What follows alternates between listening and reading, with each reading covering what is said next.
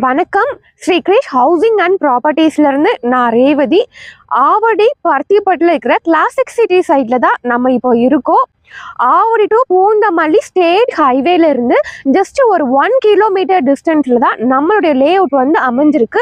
அந்த 1 கிலோமீட்டருமே பார்த்தோம் அப்படின்னா சைட் என்ட்ரன்ஸ் வரைக்குமே அடர்த்தியான நிறைய வீடுகள் இருக்கிற இடத்துல தான் நம்ம லே அவுட் வந்து அமைஞ்சிருக்கு. வேலம்மாள் ஸ்கூல்ல இருந்து ஜஸ்ட் ஒரு 800 மீட்டர்ல தான் நம்ம லே அவுட் வந்து அமைஞ்சிருக்கு.